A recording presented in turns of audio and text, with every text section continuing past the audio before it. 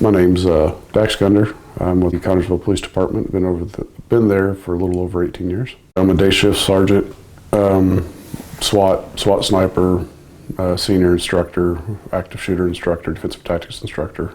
I lived in Houston, Texas in the, I guess you could probably say mid-90s, 93, 94.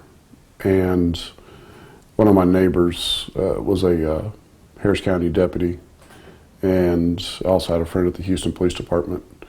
Kind of got to hanging out with those guys, did some security gigs down there, and realized that I think I was better suited for law enforcement than I was elementary education. I think about every SWAT call out is probably the scariest, just because you don't know what's going to happen. You figure, you're going after the bad of the bad, and you don't know. And usually there's weapons involved, or at least so says our information. So every time that you kick in that door, you're just expecting someone to come out after you with a gun. My favorite game to hunt right now is probably whitetail. I haven't really been on a lot of other hunts. I've been on a couple of turkey hunts. Oh, definitely the guys at the department got me into hunting. Figure Robbie Fee and Craig Pennington and Chris Scott and Randy Bolos, those guys are always talking about hunting. I think a lot of law enforcement personnel gravitate towards hunting because, one, I think it's an adrenaline rush, especially whether it's the harvesting of an animal or not. The not part of it's always the anticipation, the being able to sit in a tree stand or the blind. I think it's also solitude. It's kind of de-stressing.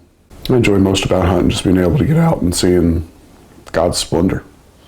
I mean, you sit out there and you just don't realize how phenomenal the earth is until you sit up in a tree stand or somewhere out in the middle of the woods, or even tracking an animal. Walking through the woods, walking through the water, getting dirty. It's just, it's peaceful. One of the funniest incidents happened recently. Randy Bolos and I got called to a domestic. We arrive on scene. Come to find out, the wife's husband butt dialed her while she was at work and he was at home, having extracurricular activities with his mistress. She arrives home. She's kind of trying to confront the husband, who is intoxicated at the time. He's coming down the steps. She said that he's mumbled something, just keeps walking. She goes upstairs and happens to find said mistress hiding. My most heart-pounding adrenaline rush hunt would have been, 2013 Ontario black bear hunt. And remember watching this little ground squirrel run out, still in donut holes, running up a branch. And next thing I know is, after maybe a 45-minute nap,